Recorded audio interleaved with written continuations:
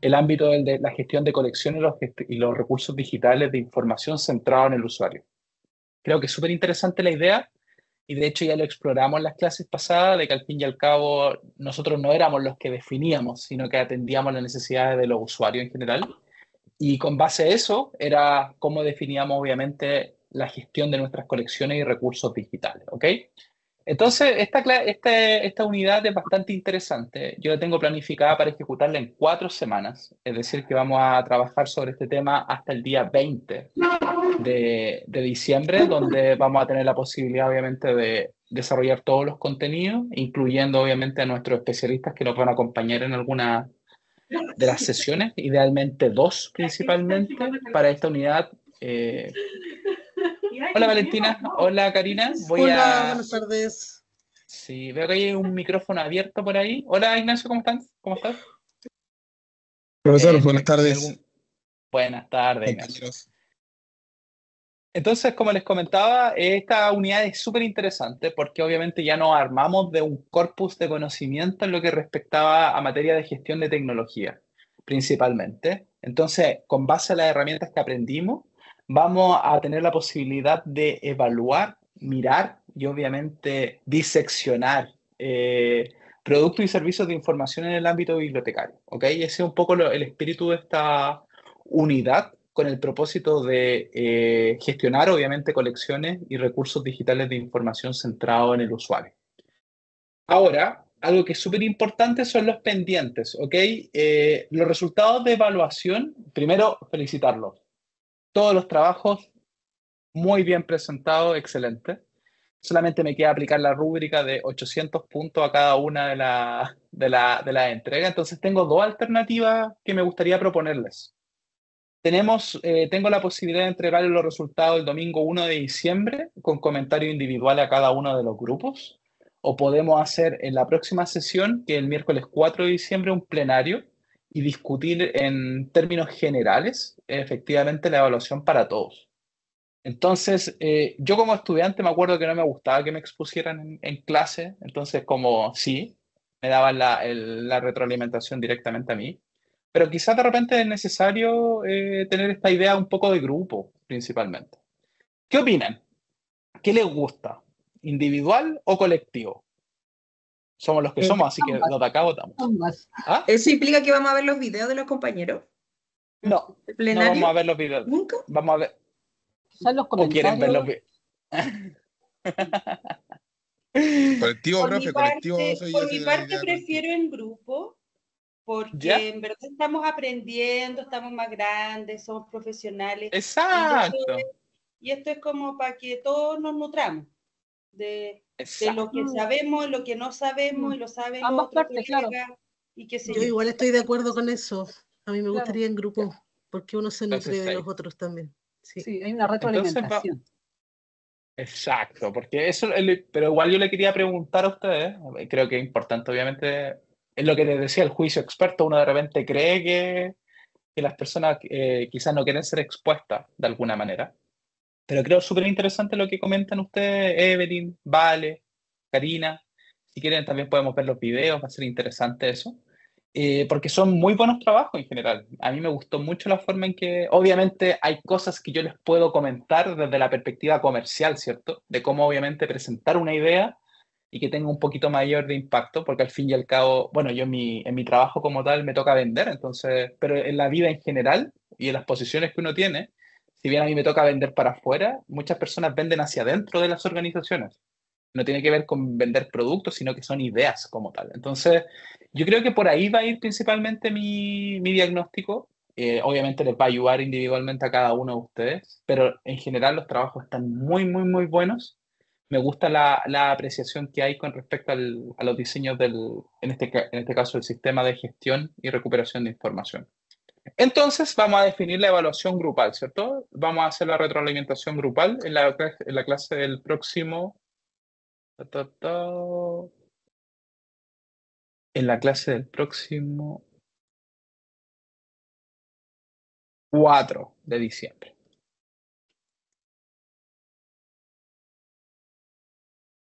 Lo dejo en mis notas. Ok.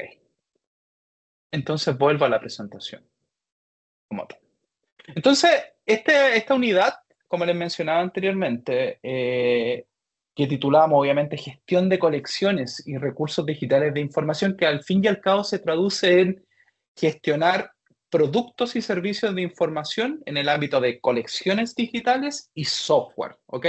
Son estos dos grandes componentes que lo constituyen como tal, y el objetivo, a partir de obviamente de esta clase, y del conjunto de clases que vamos a ver hasta el 20 de diciembre, que son 4 semanas, vamos a aprender a gestionar recursos y servicios de información y las colecciones digitales en función de los contextos de las comunidades, la organización y las necesidades de los usuarios, que es algo que hemos de alguna manera planteado, ¿cierto? De una manera quizá un poco más general en las clases anteriores, diseño centrado, obviamente diseño centrado en el usuario, por ejemplo, toma de requerimientos, el tema del business case, la elaboración del producto como tal, van a ser cosas que obviamente van a volver a salir dentro de la conversación. Por eso yo les planteaba en el inicio del curso que los grupos que se habían conformado se mantuviesen estables y podríamos obviamente continuar profundizando en cada uno de los trabajos. Entonces, también una pregunta para ustedes ahora. ¿Los grupos van a seguir en la misma constitución o hay cambios actualmente? ¿Por qué esa sonrisa? ¿Qué pasó? A medida en que se pelearon. A muerte, profe. No, mentira. No, súper bien. No sé si quiero seguir. Con cuchillos. Con cuchillos. Todo buena la experiencia grupal. Sí, yo también, por lo menos por nuestro grupo. Sí. Ya. Compañera, sí, coincido. Creo que es una buena instancia porque uno puede ver como la evolución desde cuando uno comenzó como grupo a trabajar y puede ir quizás en otros trabajos ir evolucionando. Eso creo que Claro. es la idea de estar en un grupo fijo en un tiempo. Digo. Perfecto. No, está súper bien. Por eso les decía, en general, obviamente no es mandatorio. Si de repente se agarraron del moño y quieren cambiar de grupo, no hay ningún inconveniente. Pero es importante esta sinergia que se está dando porque obviamente van construyendo. Eso sí, creo, obviamente el grupo de José, en este caso de Mario, de Vicky, por una parte, el otro el de Marce, con Vicky, me falta el otro chico que es Nicolás, si no mal recuerdo, ¿cierto? ¿Correcto? ¿Correcto? Sí, Y por otra parte no vino. no vino, ya lo vamos a acusar entonces. Por otra parte está la Valentina y obviamente la Karina, ¿cierto? Entonces, eso creo que también es importante. Los grupos se mantienen, por lo tanto yo los mantengo de igual manera en el sistema para obviamente las próximas entregas. Entonces, creo que esto me gustaría obviamente dejarles claro desde un inicio, que creo que es súper importante. ¿Cierto? Los contenidos que vamos a ver, principalmente esta gran unidad, la vamos a seccionar en 4 grandes partes, ¿cierto? Componentes de los sistemas de gestión de colecciones y sus metadatos, ¿cierto? Tocamos nuevamente este tema, que vimos ya en la unidad 1, pero vamos a ver lo importante que es a la hora de la interoperabilidad cuando nosotros vaciamos datos de información de un sistema a otro. Entonces vamos a conversar bastante más que de los componentes del sistema, porque eso en general varía dependiendo del sistema, me refiero no al software, sino que al sistema, al proceso en general que tiene cada unidad de información. Pero los esquemas de metadatos corresponden a estándares, entonces vamos a volver a tocar este tema, pero con mayor profundidad, principalmente en el ámbito de formato MARC y Dublin Core, que van a ser los dos grandes esquemas de metadatos que vamos a manejar, por una parte, y vamos a tener una tercera introducción a un esquema de metadatos que se llama el CABART, que hoy en día es un estándar en la industria de los editores de información, y creo que es súper importante lo tengamos ahí en la mirada, ¿cierto?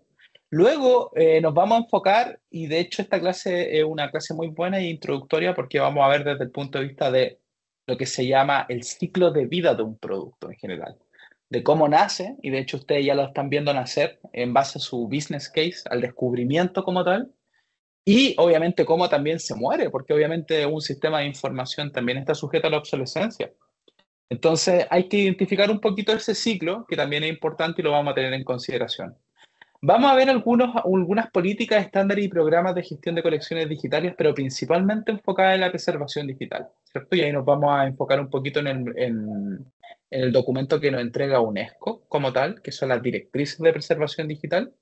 Y obviamente vamos a ver los modelos de gestión de colecciones y recursos digitales en diferentes comunidades. Ahora, a todo esto, la parte que yo encuentro rica y enriquecedora es que esta sección, más allá de analizar una unidad de información como tal y una necesidad, ¿cierto? Y lo que vamos a crear para esa unidad, tiene que ver con una mirada hacia afuera. Ya no vamos a mirar hacia adentro de la unidad, sino que vamos a mirar hacia la industria. Es decir, entender si esos productos que yo estoy elaborando, me refiero a productos y servicios como tal, tienen un CIMEL afuera y si básicamente el costo-beneficio de generarlo al interno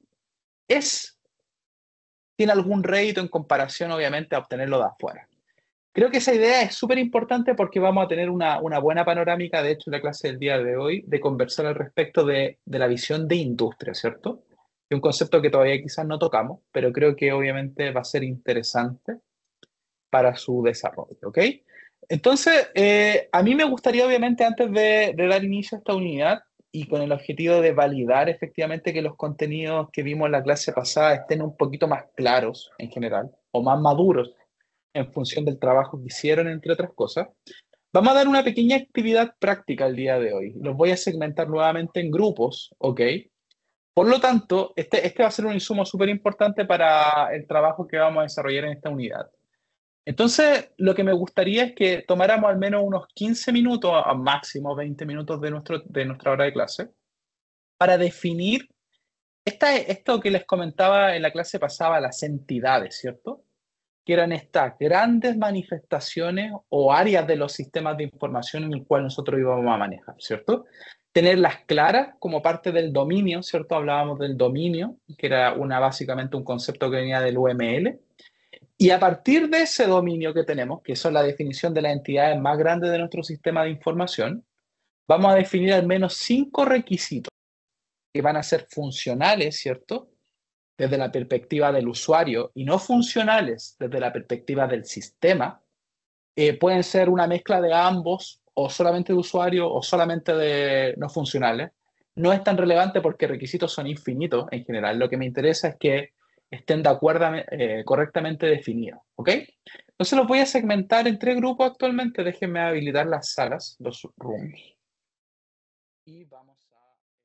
Oh, lo sacó a la fuerza. No fue por la fuerza, fue por el tiempo. Fue por el tiempo. Estamos hablando de este profe, lo siento, ¿me escuchamos?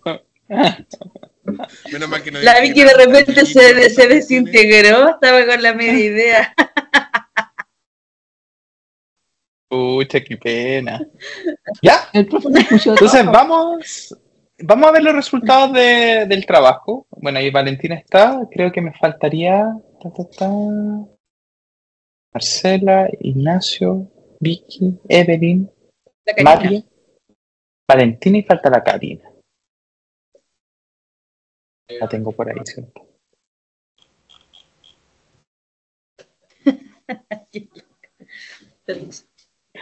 Ya, perfecto. Entonces comencemos con el grupo número 1 en general, que estaba compuesto por Marcela, Nico y me falta alguien. Todavía mi memoria está mala. Marcela. Mario. Y Mario, eso mismo.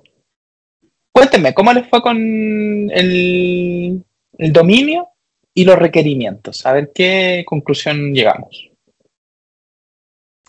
El dominio. ¿Cuáles son las entidades del dominio en su trabajo? O sea, el trabajo era, lo que notamos por lo menos tenía que ver como con el hardware en ese sentido, que es como el computador donde va a estar almacenada la información, pero también los discos originales, digamos, de donde estaba la información guardada, porque nosotros íbamos a hacer un proceso de conversión, etc. El software también, que es el ODILO y el software de gestión que se va a usar para acceder al material. La plataforma. Claro, la plataforma, y también tendría que ser como la información misma, ¿no? Sería como una entidad. Claro. También el ¿Podemos usuario. resumirlo rápidamente? Sí. Y me las digan así. Sí, personal y usuario. Ya. Hardware, Personal. software, data, personal, usuarios. Hardware. Software. Data, personal, Datos. usuarios. Datos, claro. Personal. Usuarios.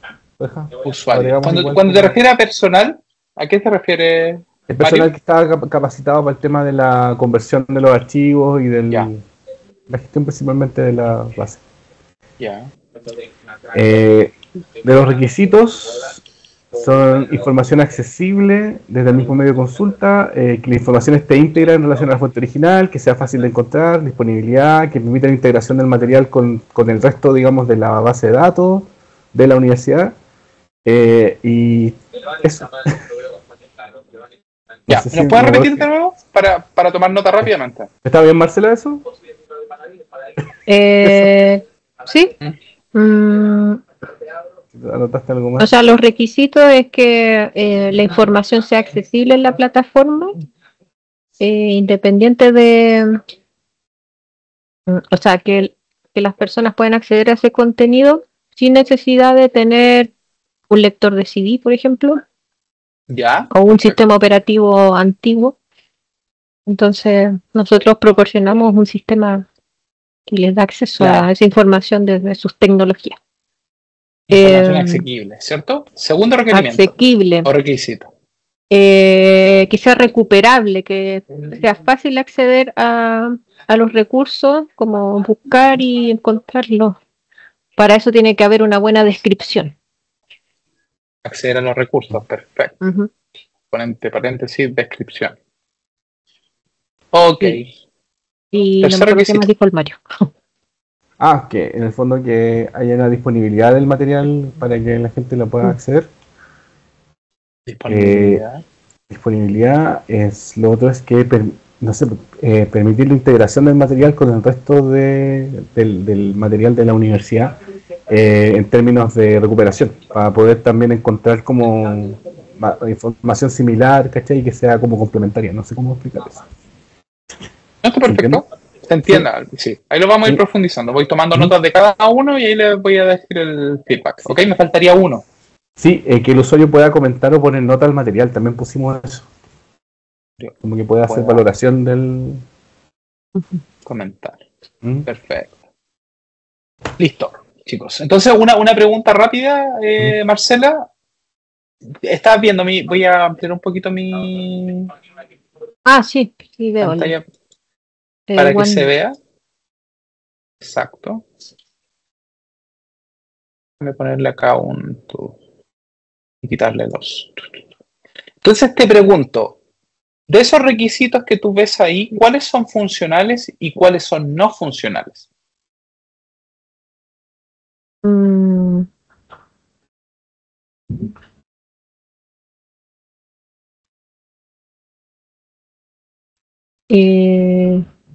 Funcionales. La integración con el sistema. Claro, súper bien. Porque al fin y al cabo un requisito no funcional, en términos prácticos, es algo que de alguna manera hace el sistema como tal y no está orientado en la tarea del usuario. El usuario no tiene el sistema el que se integra, no el usuario el que se integra, ¿cierto? ¿Ves algún otro? Que sea de accesible la información. Accesible. Ya. Ese concepto cuando hablan de sea accesible tiene que ver con que sea rápidamente buscable o tenga los criterios de accesibilidad, que básicamente va a personas con capacidades diferentes, ¿cierto? ¿A eso se refiere? Bueno, también. No, pero en el fondo, y de hecho como la idea de este proyecto es que las personas que no pueden acceder a información en soportes como el CD, tengan la posibilidad de acceder a ese contenido. Ya, perfecto. O sea, dos requisitos que son... Y para eso nosotros hacemos la conversión de los datos y bla. Serían dos requisitos, en este caso, no funcionales y tres funcionales para los usuarios. Acceder al recurso, disponibilidad de materiales, perfecto. A mí hay una única, quizás yo me mal expresé, por eso es importante, cuando en general el hardware como tal, sí, o sea, dentro del diseño dentro del diseño del sistema, corresponde una variable súper importante, pero nosotros la dejamos, yo sé que el proyecto incluye obviamente esta conversión como tal, pero solamente cuando hacemos el análisis de UML y la definición de entidades las vemos desde la perspectiva del software, no del hardware, ¿ok? Eso es súper importante. Se saca directamente el hardware, yo sé que es importante en el caso del proyecto, pero la definición de las entidades jamás va a ser una entidad porque siempre va a existir en cualquier otro sistema. Cualquier sistema debe ser apoyado obviamente en hardware como tal. Si lo vamos a sacar, es una recomendación como tal. Y lo otro es si el personal, ¿cierto?, que va a hacer esta manipulación, tiene un módulo dentro del sistema para hacerlo, efectivamente corresponde a una entidad. Pero si solamente va a hacer una tarea operativa sobre el sistema, en este caso hay que retirarlo como entidad. No sé si me pueden responder eso. El personal, bueno, aparte de la parte operativa no sé, de cargar la información en el servidor y procesarla, también se encarga de la descripción, y para eso existe un módulo de administrador que ellos tienen que manejar y ahí ingresar todos los metadatos que se solicitan. Perfecto. Entonces le vamos a cambiar el nombre a la entidad para que sea más autoexplicativa como administración. Ya. ¿Cierto? Para que esté claro. Eso es lo único, pero en general está muy bien, que esa es la base. Entonces, de lo que... el personal se encarga de todo el proceso, por todo el proceso de digitalización, o sea, de transformación de este material. De transformación, exactamente. Perfecto. Entonces vamos con el grupo número 2. Número 2. Y aquí tenemos a Evelyn, Ignacio y me falta la Vicky, ¿cierto? Entonces, no sé quién, chicos, quiere partir, pero indíquenme aquellas áreas de dominio de su sistema actualmente. Compañeras, o parto yo nomás, no hay problema. Ahí sí estoy flaqueando, ustedes me apoyan. Bueno, bien. Entonces, con respecto al software, lo que nosotros íbamos a hacer era digitalizar una colección patrimonial, ¿no es cierto? Pero que esta iba a ser cargada en una plataforma del Ministerio de Salud, una plataforma patrimonial del Ministerio de Salud. Entonces no teníamos que preocuparnos directamente sobre la implementación del software, porque por suerte ya va a estar alojada en... Exactamente. Entonces, por esta parte ya no tenemos que preocuparnos. Con respecto a los datos, habíamos pensado bastante con respecto a utilizar Mark, Dublin Core, ISAT-G. Al final nos decidimos por Mark porque permite ampliar el número de personas al cual puede llegar. Con un Z3950 lo hace más amplio, de que personas de otras partes del mundo quizás puedan llegar a este material. Entonces, por ese lado lo estábamos considerando. Okay. Y también con respecto a los descriptores de materia que son específicos acá, llegamos a la conclusión de que no nos sirve un listado de encabezamiento de materia porque es demasiado amplio. Entonces lo vamos a acotar a un tesauro de salud y de medicina, que en base a eso íbamos a metadatear el 650 del Mark. ¿Qué otra cosa se me puede ir quedando? Con respecto a los usuarios también, en su mayoría son estudiantes de medicina o investigadores que ven el material físico real, pero también eso quiere decir que está, como está en esta plataforma del Ministerio de Salud, está alojada ahí y está disponible para todo el mundo. Eso un poco, no sé si se me queda algo, equipo.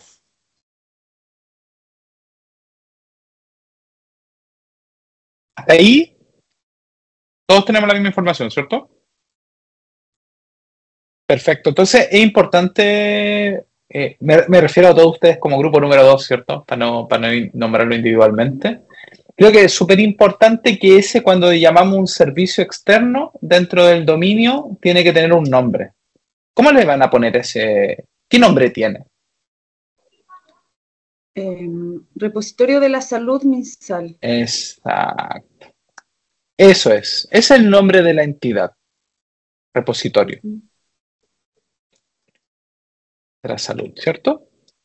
Y aquí viene algo que es súper importante, que en general, cuando tú hablas, en general, cuando dices formato MARC, sí, está perfecto, que puedas definir el esquema de metadatos per se, pero en general el esquema de metadatos es algo específico dentro del sistema, como tal, ¿ok? Por lo tanto, debe haber una entidad que está un poquito más arriba, que es el documento, porque del documento se describe. Entonces, en el sistema como tal, el documento corresponde a una entidad y no el esquema de metadatos que vamos a utilizar. Por lo tanto, los descriptores específicos también salen.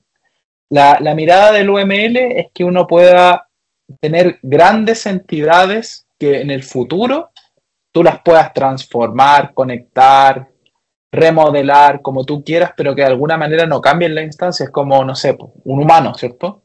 Yo estoy, quizás todos tenemos, pensemos obviamente, y no quiero usar la palabra normalidad tampoco, pero pensemos en los que estamos acá, ¿cierto? 2 manos, ¿cierto? Ropa, entre otras cosas. Cuando nosotros definimos la característica de entidad, es la persona como tal, ¿cierto? Y la ropa que usa o el reloj que usa podría ser un atributo, por lo tanto, eso sale del cuestionamiento. Entonces, por eso nosotros no hablamos del esquema de metadatos desde el UML. Lo hablamos solamente cuando obviamente vamos profundizando en la definición de los documentos, pero son grandes áreas. Eso es lo que me gustaría que quedara claro. No sé si está claro, Evelyn, Ignacio y Vicky. Si le podría dar otra repasadita, se lo agradezco. Sí, se me confundió un poquito, profe, con como qué es lo que específicamente tenemos que llegar ahí a ese punto. Sí, mira, veámoslo mirámoslo en la clase pasada.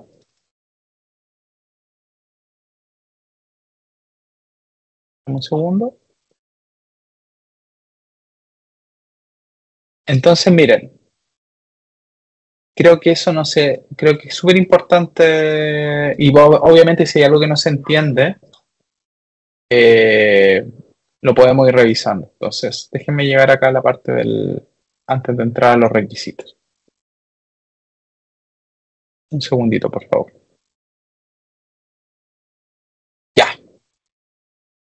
Mira, fíjate bien en ese modelo, que creo que es como un súper buen ejemplo porque obviamente tiene que ver con un modelo de dominio para el servicio de un aeropuerto. ¿Ok? Entonces, mira, si tú, por ejemplo, lo comparases el documento, por ejemplo, con un avión, ¿ok? Imagínate esa, y yo sé que es difícil porque en general siempre son los cuestionamientos que uno tiene en los desarrollos de los sistemas. En general tú dices, bueno, acá tú tienes entidades que son la ciudad, porque la ciudad obviamente atiende un aeropuerto, y este aeropuerto va a tener obviamente diferentes vuelos con fecha de entrada, salida, reservas que se relacionan con usuarios en general. Entonces, cuando nosotros lo hacemos la comparativa con un sistema de información en general, cuando tú dices el metadato o la lista de descripción de, en este caso, formato MAR, ISATG, Dublin, con el que ustedes quieran utilizar, tiene que ver con las características del documento que van a describir. Pero en sí son atributos, no es la entidad en sí misma, porque la entidad es en este caso, es el avión, por llamarlo de alguna manera. El avión es el que tiene ciertas dimensiones, tipo, entre otras cosas. Entonces uno en general cuando define los modelos de dominio no es tan específico. Eso creo que es siempre importante. Es como que si nosotros reflexionáramos sobre grandes, y usamos esa palabra quizá una entelequia, algo que es bien abstracto en general, pero que de alguna manera yo sé que va a ser algo que va a estar permanentemente en mi sistema de información. Ese es el objetivo principalmente del UML. Entonces, cuando nosotros definimos las entidades de nuestro sistema, no significa efectivamente que las vamos a detallar en específico. Creo que eso es interesante, obviamente, para un poco cerrar esa parte y que ustedes se vayan claros con ese punto. No sé si logro explicarme bien. ¿Sí? Sí, profe, por mi parte ya quedó un poco más, me quedó más claro que. Ya, perfecto. Entonces, vamos a los requisitos, por favor. ¿Qué requisitos definieron para el sistema?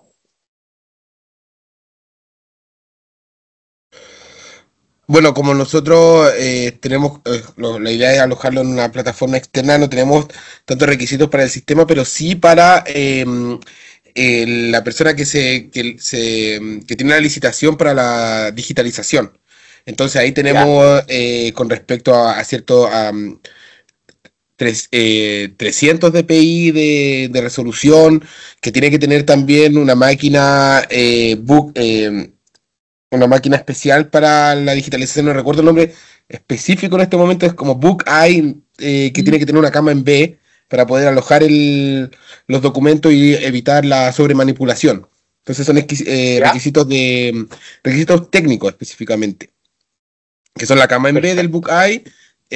También hay un técnico en biblioteca, idealmente esa es como la base de la preparación para que pueda manipular y que también tenga conocimiento básico a nivel usuario para poder almacenar los documentos, ¿no es cierto? Y poder asegurarnos que queden todo bien guardado.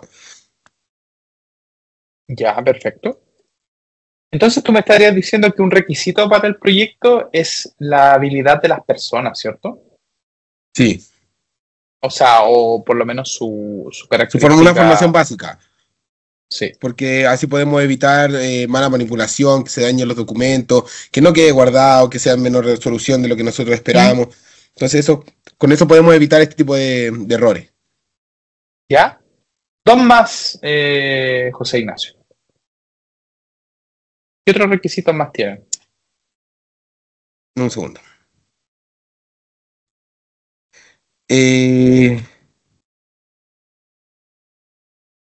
Bueno, que este material después esté compartido, disponible en internet. No sé si está ahí como la disponibilidad o la accesibilidad. Accesibilidad.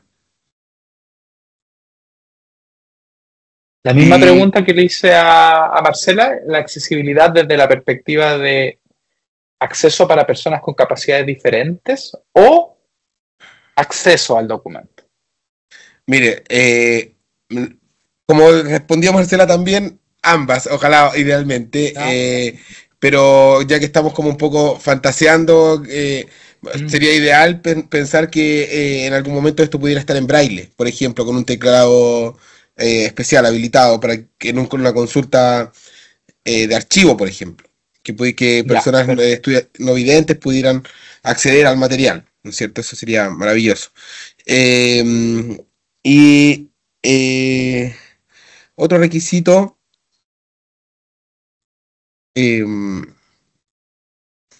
puede ser, en estos momentos, para ser sincero, no le tengo ninguno, pero prefiero, por mi parte, no sé si le pasa a mi compañero, no, porque no le voy a chamullar.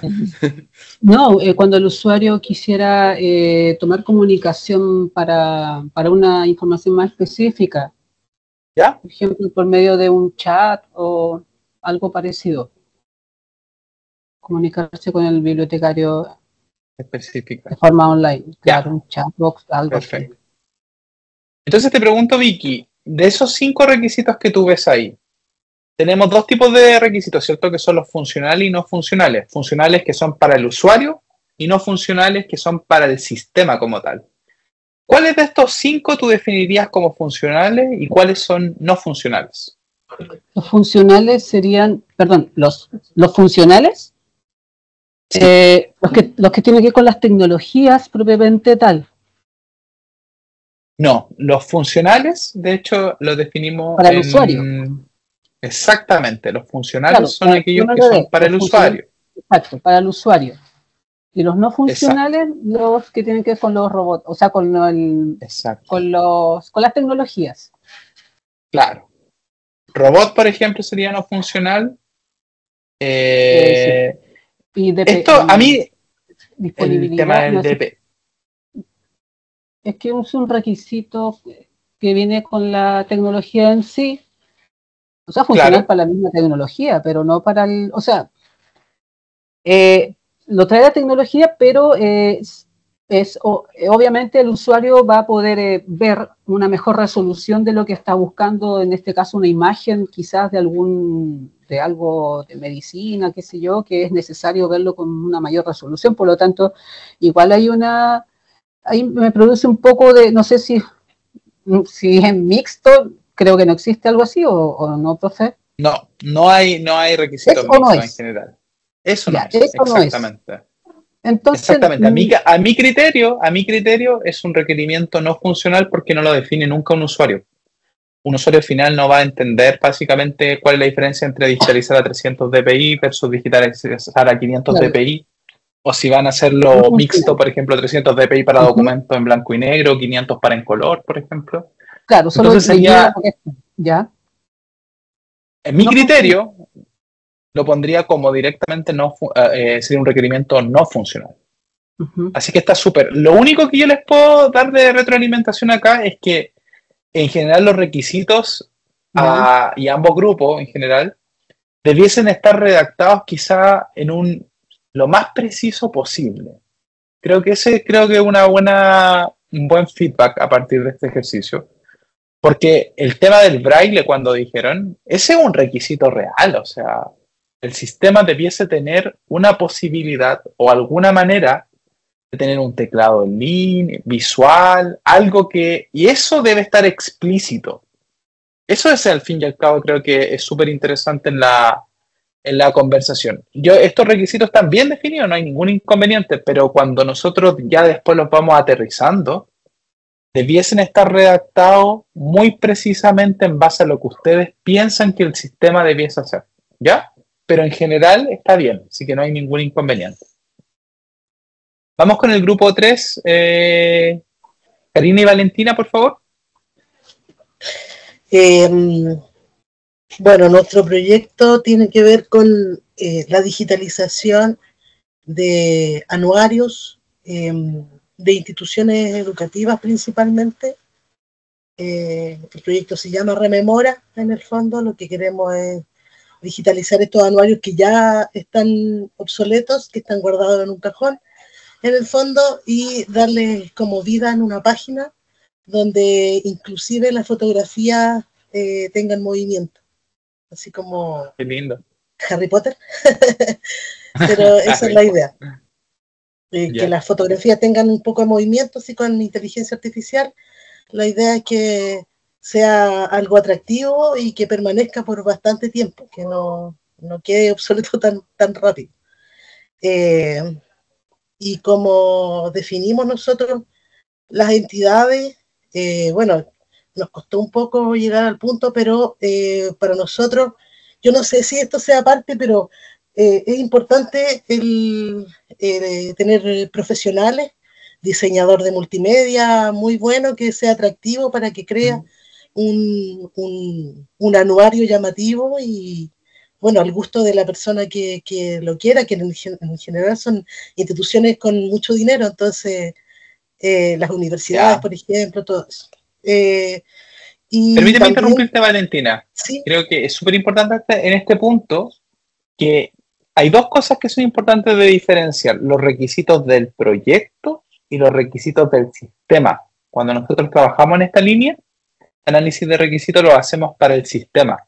Por ejemplo, el tema, y lo llevamos a una entidad, por ejemplo, el tema en este caso, el diseñador multimedia no es un requisito del proyecto, pero no es un requisito del sistema. El sistema lo que tiene como entidad es el anuario, que va a tener obviamente las fotografías. Eso creo que es importante que esté claro, porque los requisitos que le pongamos al proyecto no tienen que ver con los requisitos como tal del sistema. Este ejercicio es solamente para los requisitos del sistema como tal. ¿Ok? Sí, profe, pero igual va enlazado con el soporte que le quería decir ahora, que soporte y seguridad para nosotros también creemos que es fundamental dentro de todo, en el fondo. Y bueno, de ahí les sigo hablando sobre eso. Entonces, lo otro lo dejo fuera. Y con respecto a eso, en el fondo, profe, nosotros llegamos al punto que queremos que sea un sello el soporte que sea un sello del producto. Ya. ¿Se entiende? No sé si va aquí, pero eso es. Es lo que vamos a ver en la clase que se llama el valor, ¿cierto? Al fin y al cabo son las características únicas de un producto en términos prácticos. Va a ser una ventaja comparativa en relación a cualquier otro anuario que quiera implementarse. ¿Ok? ¿Qué otra entidad más detectas en tu proyecto, Valentina? Es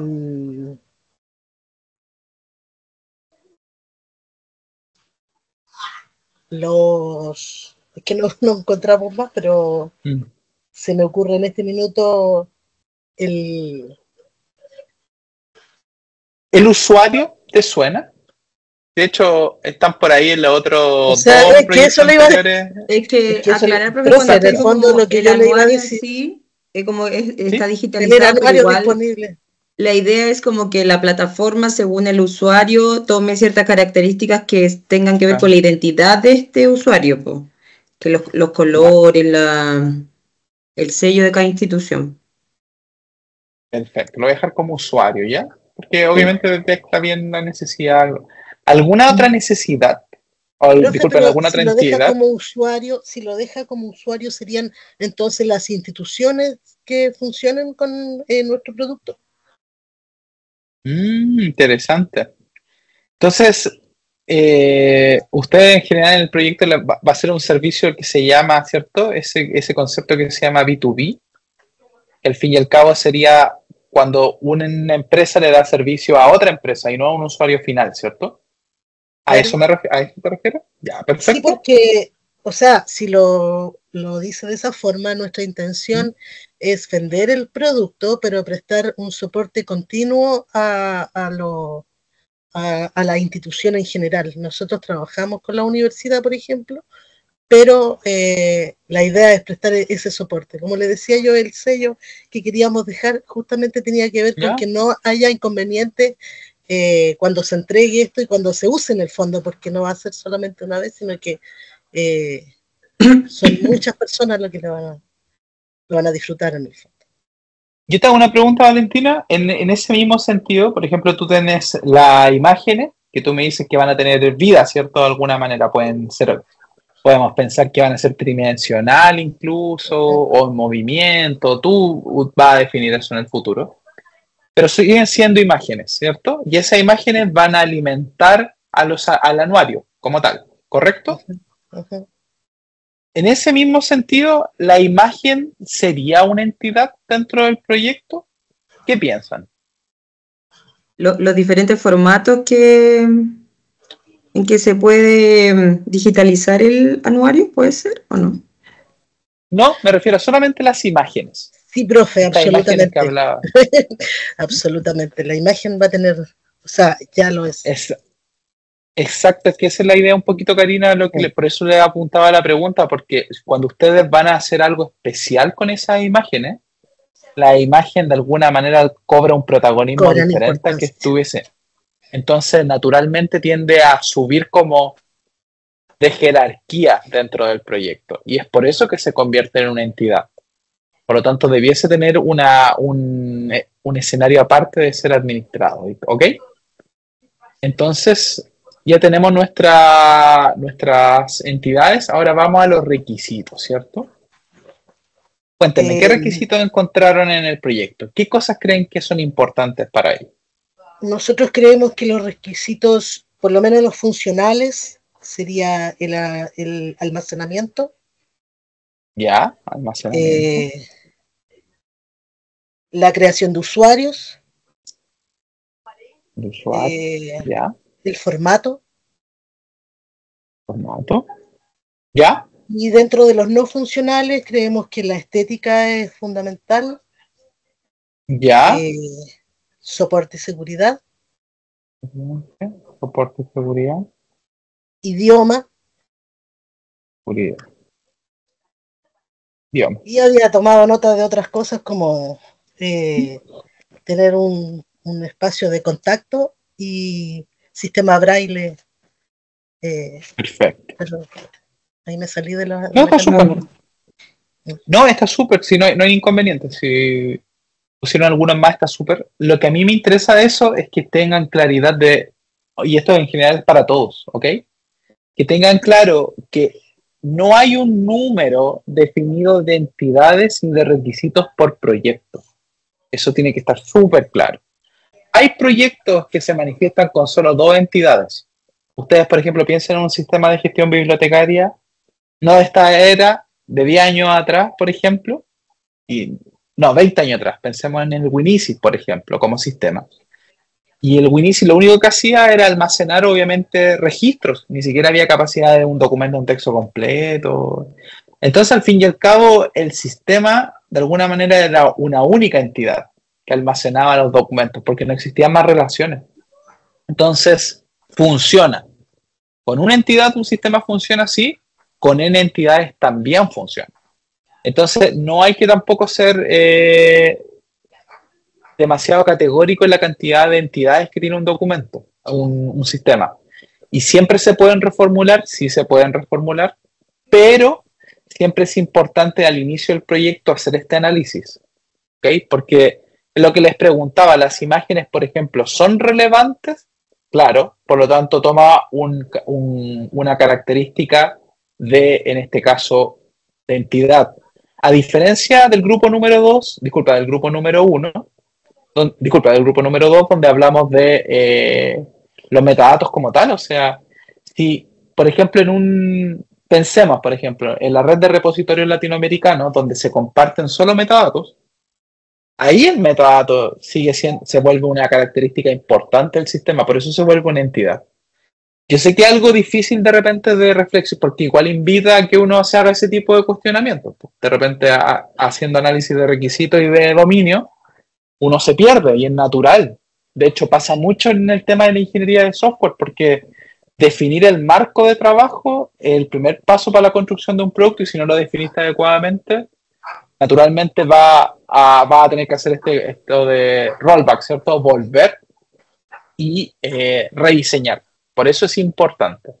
Hasta este punto está claro, al menos desde mi perspectiva. No sé si les queda alguna duda o algo que no se entienda bien. Es un ejercicio constante siempre. Ok. Listo, entonces vamos a pasar obviamente a la presentación nuevamente. Voy de nuevo con la clase. Y está logrado esto. Entonces, ¿qué me interesa de esto? Antes de dar inicio obviamente a la unidad como tal, me interesa que tomen nota de 2 cosas. La primera es la evaluación que vamos a tener, ¿ok? Para la evaluación de la unidad 2 vamos a tener una evaluación en línea, que va a ser una prueba que va a estar disponible en el sistema. Es una prueba realmente, que va a estar calendarizada para el 11 de diciembre en línea, ¿ok?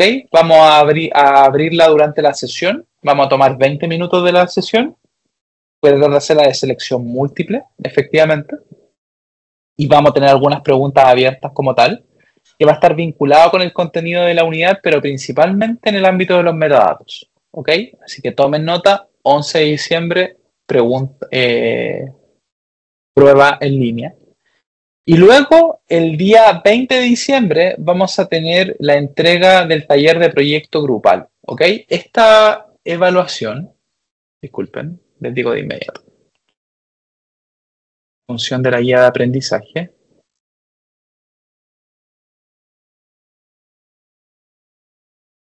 La prueba tiene un 20% y el trabajo tiene un 30%, ¿ok? Y el trabajo, la próxima semana les voy a entregar la pauta. Es con fecha de entrega 20 de diciembre, ¿ok? Dentro de aproximadamente un mes más. Con eso estaríamos llegando a la evaluación completa de esta unidad, que va a incluir la unidad más grande en general, la más pesada, que tiene un total de un 50% en la ponderación del curso. ¿Hasta este punto alguna duda? ¿O estamos ya claritos en la misma página? Sí, profe, para la prueba va a haber un temario. Efectivamente, es prueba de los contenidos que vamos a ver a partir de la unidad 2 en adelante. Por lo tanto, entra todo el contenido, que va a incluir obviamente la bibliografía, los artículos que les voy a dar, y algunos ejercicios principalmente con los metadatos. Ok, ahí eso lo tengo que poner bien a criterio porque en general no voy a ir a lo tan técnico como tal, sino que voy a ir a lo macro, que es la gestión de tecnología principalmente, que es el espíritu de este curso. Ese es el objetivo. ¿Listo? Perfecto. Entonces le hago una pregunta abierta a todos ustedes para comenzar. Dice, ¿cuál es el porcentaje de los recursos, me refiero a recursos económicos actualmente, que destinan las bibliotecas a los recursos digitales en su adquisición? Díganme un número, a ver qué piensan, y quizá no lo hagan a viva voz, sino que pongan el número en el chat para ver en cuánto estamos más o menos. ¿Cuánto? Reitero la pregunta, ¿ok? ¿Cuál es el porcentaje? 10, 20, 30, 40, 50, hasta 100 de los recursos que destinan las bibliotecas en la adquisición de recursos digitales. Pueden dejarlo en el chat su respuesta, por favor. La Vicky nos dice 50. José Ignacio nos dice el 1%.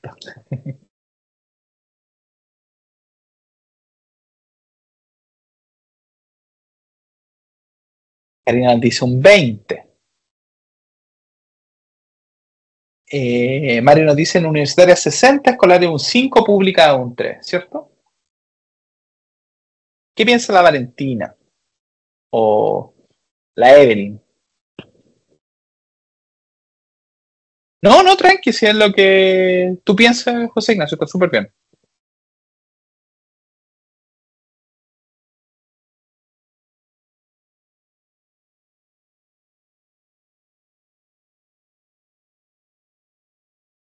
$45% en universitarias, por ejemplo. Escolares un 15%.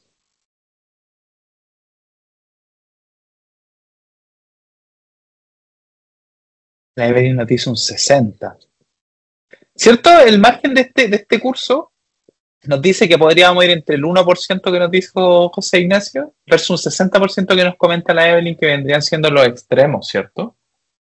Pero hay algo que es súper interesante dentro de esa pregunta, es que hay un estudio, ¿ok?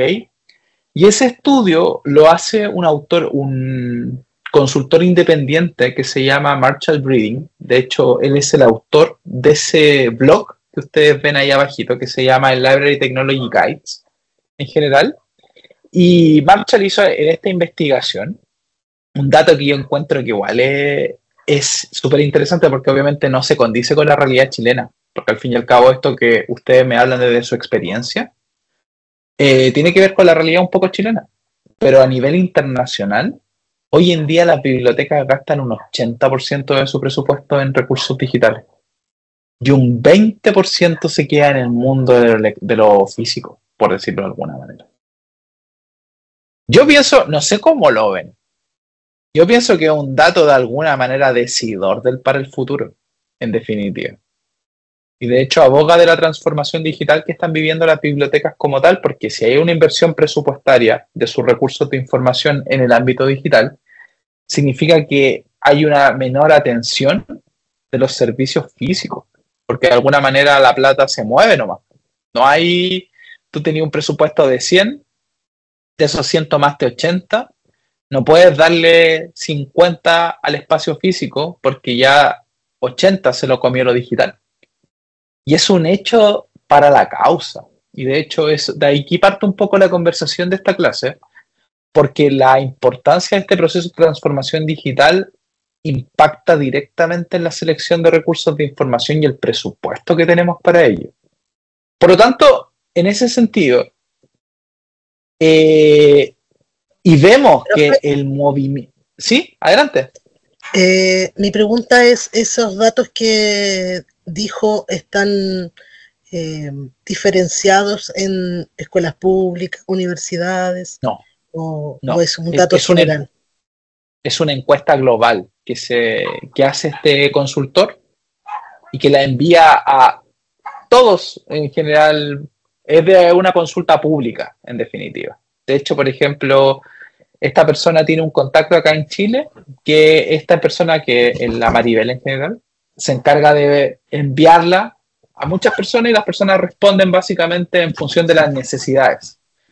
Una de las preguntas de esa encuesta, porque estos datos son del 2022, era cuánto el presupuesto que orientaban las bibliotecas en general, públicas, escolares, universitarias y otras, obviamente en la adquisición de recursos electrónicos y el manejo. Esa era al fin y al cabo la pregunta de la encuesta. Y el resultado era decir 80% en un global, ¿cierto? Eso significa que hay instituciones que de repente son 100% virtuales y hay otras universidades que quizá u otras unidades de información que tengan menos presupuesto en el entorno digital, como el caso chileno, por ejemplo. Pero a nivel internacional, el promedio es un 80% enfocado al ámbito digital. Eso es Valentín. 80% de los recursos de una biblioteca se van a lo digital hoy en día. Y quizá es una tendencia que nosotros no tenemos actualmente, pero eso no quita que en el futuro efectivamente la tengamos. Y de hecho, tomo ese punto para poder iniciar la conversación, porque de alguna manera cambia el concepto de industria en la cual nosotros trabajamos. ¿Ok? Y aquí viene la otra pregunta que es interesante. Dame un segundito para poder volver aquí a mi presentación rápidamente.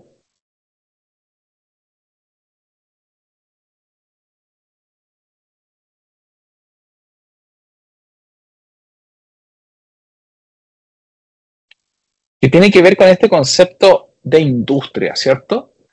Y la industria como tal, obviamente se define como un conjunto de actividades que son principalmente económicas, ¿cierto?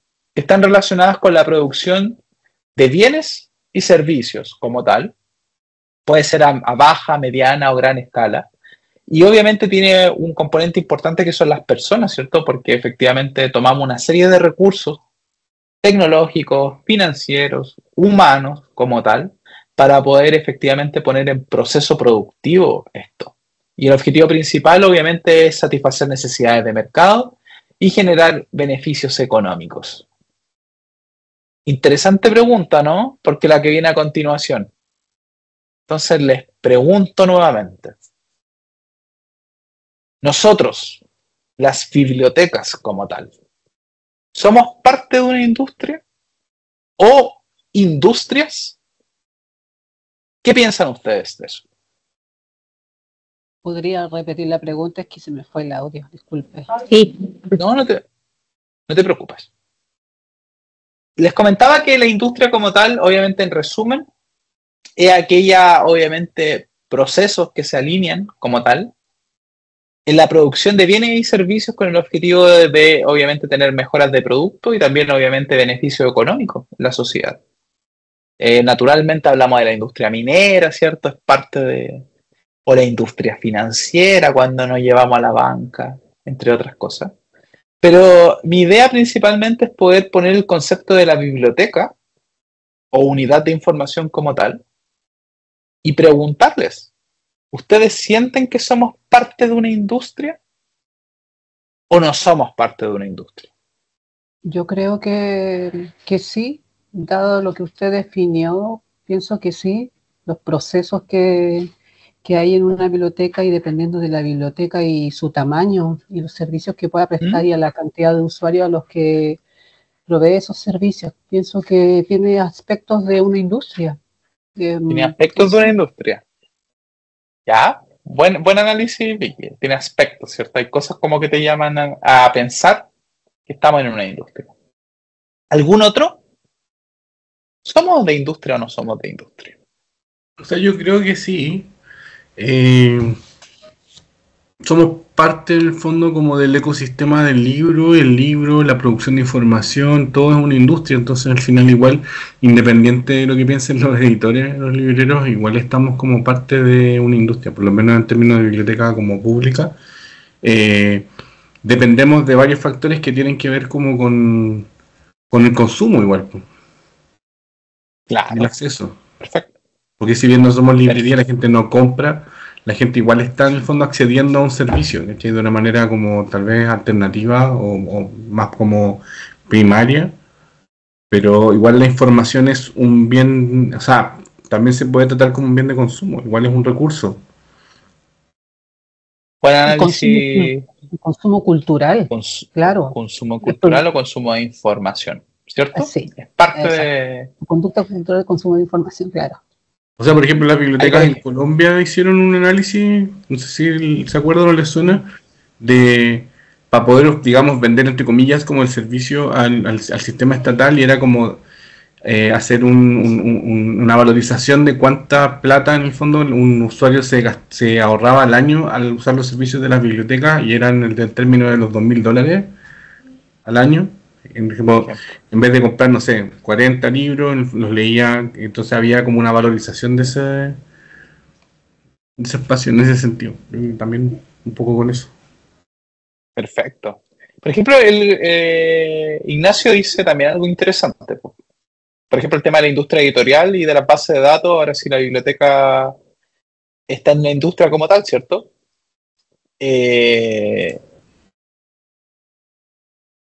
Claro, en ese aspecto también hay una vinculación, ¿cierto? Y no sé qué pensáis tú, Marcela. ¿Te sientes parte de una industria? ¿No te sientes parte de una industria? Sí. De la industria de la educación, de la cultura, de las ciencias, de las universidades, donde estamos todos envueltos. Que a mi criterio son diferentes, ¿cierto? Pero obviamente se entiende que concomitan. Hay puntos de conexión entre las diferentes industrias como tal, ¿cierto? Sí. Y Karina, ¿tú qué piensas al final? Sí, profe, pienso que es una industria, así como la educación desde la Constitución es un bien de consumo, la biblioteca permite ese consumo, y también quienes trabajan, los trabajadores, la fuerza de trabajo también son parte de esta industria. Claro, efectivamente, tomaste el recurso humano. Entonces, si yo pudiera hacer quizás un brainstorming, claro, todos tienen ideas de alguna manera que son interesantes. Por ejemplo, tocamos temas de educación, información, consumo cultural, ¿cierto? Consumo de información, entre otros aspectos. Entonces, esa es la conclusión detrás de esto. Y de hecho, esa es la mirada que va a tener esta unidad en general. Es una mirada de industria en la cual nosotros vamos a trabajar sobre productos y servicios de información. Y es la clave, obviamente, para entender el mercado, porque yo les decía desde un inicio, o sea, la mirada de la unidad 1 fue hacia adentro, hacia mirar la transformación digital de las unidades de información. Ahora la mirada es hacia afuera, es ver cómo las bibliotecas o unidades de información están insertas en una industria y nosotros somos productores de bienes y servicios, ¿cierto? De productos y servicios de información que de alguna manera van a consumir esos usuarios finales, ¿cierto? Entonces, cuando nosotros tenemos esta visión de industria, de alguna manera, identificamos varios componentes que definen la industria como tal. Y, por ejemplo, ¿cuáles son los componentes que yo en general veo en términos prácticos, ¿cierto? Alguien ya lo decía, trabajadores, ¿cierto? Los que trabajamos en esto somos parte del quehacer.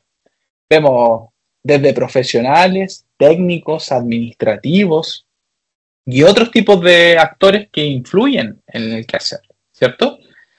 Vemos materias primas. ¿Cuál es la materia prima de la biblioteca? La información, ¿cierto? Hay materia prima para hacer cosas. La maquinaria y la tecnología. Perfecto, tenemos sistemas de información que nos permiten efectivamente producirla. Y de hecho, se va alineando mucho con lo que ustedes ya planteaban en los trabajos, ¿cierto? Un robot de digitalización en maquinaria, un sistema constituye tecnología como tal. Y de alguna manera también da un paso hacia la infraestructura, porque de alguna manera ya hay pilares que permiten donde nosotros depositar los datos o prestar los libros, entre otras cosas, ¿cierto? Capital, no mucho, ¿cierto? Pero sí efectivamente hay recursos financieros que permiten el movimiento de esta industria, que no deja de ser menor, ¿cierto? Yo creo que todos los que trabajamos en alguna biblioteca manejamos de alguna manera un presupuesto que nos permita solventar las necesidades. ¿Hay procesos de producción? Claro que hay procesos de producción, ¿cierto? La catalogación como tal es un proceso productivo. El servicio de circulación también es un proceso productivo. La regulación y los estándares, por ejemplo. tenemos varios tipos de normativas en nuestro quehacer, ¿cierto? Ya los colegas lo mencionaban en el análisis del trabajo, o sea, Dublin Core, ISATGE, formato MARC. Es un área, obviamente, de la normalización, pero hay normas relacionadas con el tratamiento de los documentos, ¿cierto? La 15.489, la ISO, ¿cierto? Para la gestión de documentos como tal. Entonces, si hay una regulación, 17.336, ¿cierto? Ley de propiedad intelectual como tal. Entonces, de alguna manera, todos los elementos que constituyen una industria son parte del quehacer, son parte de lo que tenemos. Por lo tanto, cuando tomamos este hecho, vemos efectivamente que tenemos una industria funcionando. Entonces, cuando nosotros miramos y hacemos esta mirada hacia afuera y vemos la industria como tal, podemos en definitiva mirar, ¿cierto? ¿Qué cosas o qué buenas prácticas se hacen afuera que podemos tomar nosotros para poder evaluar principalmente recursos de información? Entonces, en ese aspecto es importante. Los productos y los servicios de información son recursos diseñados para satisfacer necesidades informativas de los usuarios, ¿cierto? Facilitando el acceso, el análisis y la comprensión de datos relevantes en los diversos formatos y contextos. Por lo tanto, las bibliotecas en sí son productoras y usuarios de productos de información y también servicios de información. En general, ahí viene un punto súper importante, porque se crea una dicotomía principalmente en cómo nosotros miramos un producto y cómo miramos un servicio, ¿ok? Una pregunta para ustedes. ¿Cuál creen que es la principal característica que define la diferencia entre un producto y un servicio? Desde su, obviamente, conocimiento, no la definición del diccionario.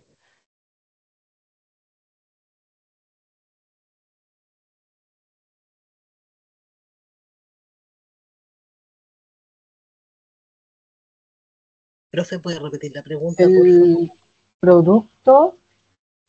¿Cuál es la diferencia entre un producto y un servicio? Una vez creo que lo dije, pero era ¿perdón? No, adelante. Dale, Vicky. O sea, una vez tuve una discusión que creo que era lo tangible e intangible, pero igual como que se llevaba como no era tan así. Por ejemplo, si estoy prestando un servicio estoy prestando un servicio en que tengo que hacer uso de, de mis competencias como bibliotecario para hacer un informe especial para un cliente. Es decir, claro, mis servicios prestados para darle un producto final a ese cliente.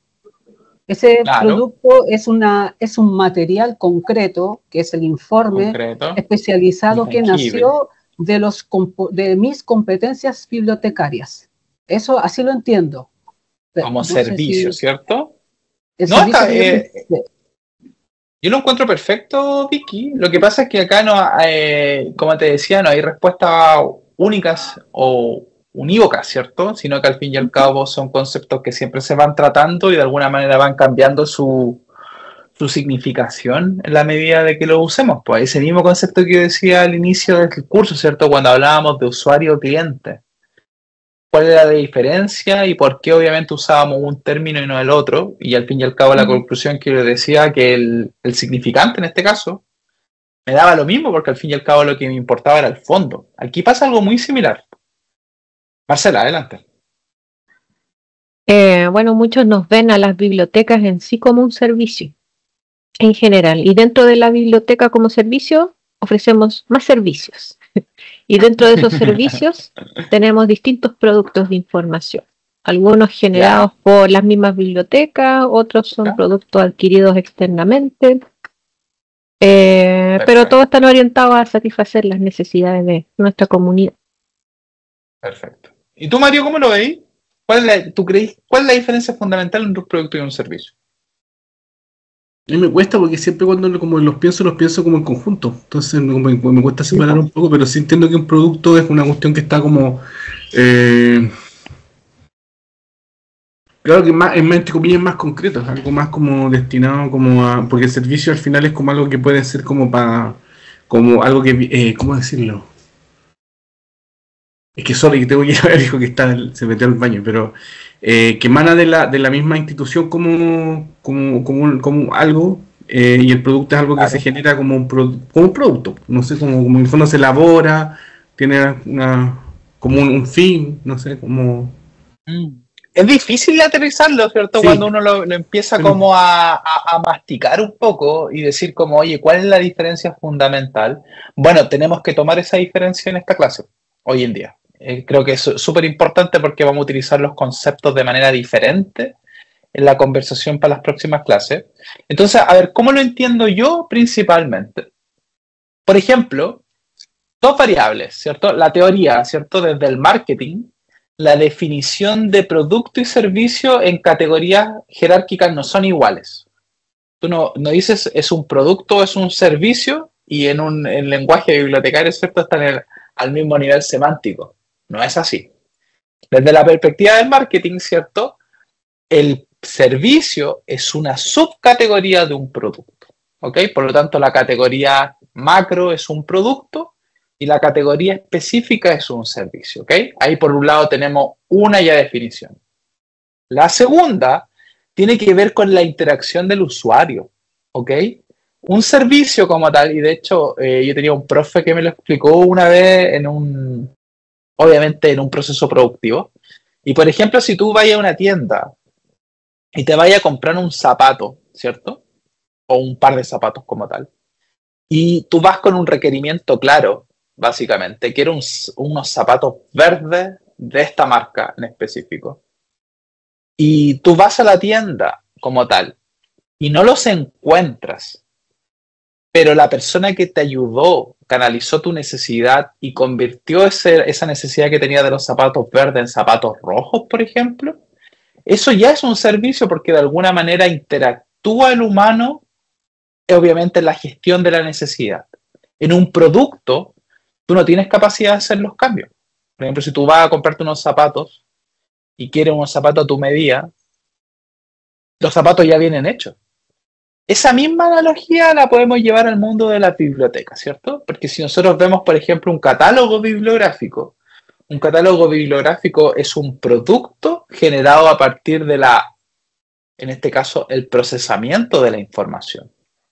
Que ese catálogo posteriormente lo utilice un usuario es otra cosa, pero eso se define como un producto. Por lo tanto, si los tuviésemos que tipificar, los productos en bibliotecas son, por ejemplo, catálogos bibliográficos, libros físicos o electrónicos, enciclopedias, materiales cartográficos y otros, ¿cierto?, que permiten satisfacer necesidades de usuario. Mientras los servicios tienen que ver directamente con el usuario. Un servicio de referencia, de circulación, de integridad académica o lo que ustedes quieran, obviamente, incluir en el cual hay alguna interacción o pimponeo, ¿cierto?, con el usuario, lo vamos a definir como servicio. Ese es el criterio que vamos a utilizar en esta clase. Por lo tanto, me gustaría, antes de continuar, si estamos de acuerdo todos, cómo vamos a utilizar los conceptos y cómo se van a ir desarrollando, obviamente, en la asignatura. ¿Claro? Perfecto. Entonces los vamos a dividir en dos grandes grupos. Cuando vamos a incluir, esto obviamente es todo en el entorno digital, ya nos desprendimos de lo físico, ¿cierto? Cuando dijimos 80% de los recursos financieros van a lo electrónico, nos fuimos de lo físico. Entonces, cuando vamos a definir productos en general, en el ámbito de las bibliotecas, los vamos a definir como productos de contenido, ¿ok? Porque al fin y al cabo va a incluir varios tipos de productos, ¿cierto? Como por ejemplo las bases de datos, que van a incluir compendios de información retrospectiva de diferentes revistas, enciclopedias u otros tipos de formatos como tal. Los mismos libros electrónicos, por ejemplo, u otros tipos de materiales con imágenes como tal. Entonces, esos van a ser productos. Pero nosotros cuando miremos la tecnología, porque va a tener una interacción con el usuario, ejemplo, un sistema de gestión bibliotecaria, o un repositorio, o por ejemplo los mismos sistemas que ustedes están desarrollando, Esos van a ser servicios, ¿ok? Entonces vamos a ponerle el nombre productos de contenido y servicios de tecnología. Esa es la definición que vamos a tener para esta asignatura, ¿ok? Vi una manito levantada por ahí, si no, continúo. Parece que yo la había levantado, profe, pero la bajé. Ya, Valentina, gracias. Cualquier cosa la puedes levantar de nuevo y vamos. Entonces, los productos de información o los productos de contenido, como les mencionaba, al fin y al cabo se convierten en objetos tangibles, ¿cierto? Y no significa que los podamos agarrar con las manos directamente, sino que los podemos, están ahí, ¿cierto? En un entorno digital totalmente. Porque de alguna manera los recopilamos, los organizamos y los presentamos de una manera estructurada, ¿cierto? Entonces ya abordamos de que tienen un formato definido, ¿cierto? Y aquí tenemos lo que llamamos el multiformato y diferentes tipos de soporte. Su contenido es estático y también obviamente puede ser vendidos o distribuidos de manera obviamente gratuita o pueden tener un costo asociado, ¿cierto? Entonces ya hay ideas que de alguna manera se van vinculando con lo que nosotros hacemos. Por ejemplo, el tema del Open Access, ¿cierto? Cuando vemos una revista publicada en Open Access, podemos decir que es un producto de contenido que se distribuye de manera gratuita al usuario final. Por ejemplo. Ahora, si vamos al sentido de los servicios de información, ¿cierto? Que son los servicios, al fin y al cabo, que yo les decía de tecnología en términos prácticos, que son actividades que están orientadas a facilitar el acceso, el procesamiento, la recuperación y su uso de información.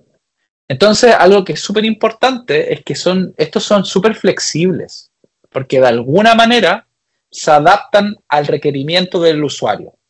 Si el usuario quiere que le preste el libro por 5 días, lo hago, pero si es un docente y quiere que se lo preste por 15 días, lo hago.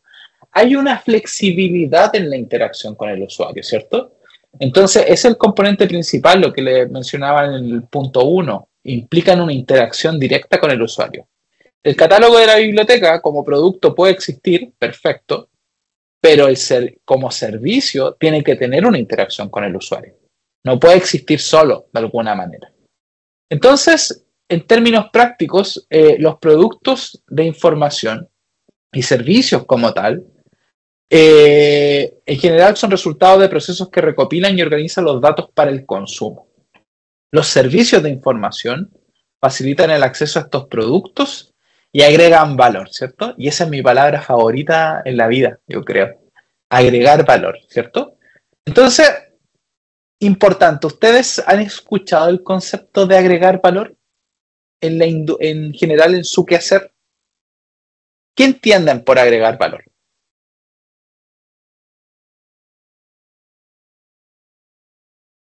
Hey, te quiero preguntar a ti. ¿Qué entiendes por agregar valor? ¿O has escuchado ese concepto? ¿A quién, profe? ¿A mí? Sí. Ya.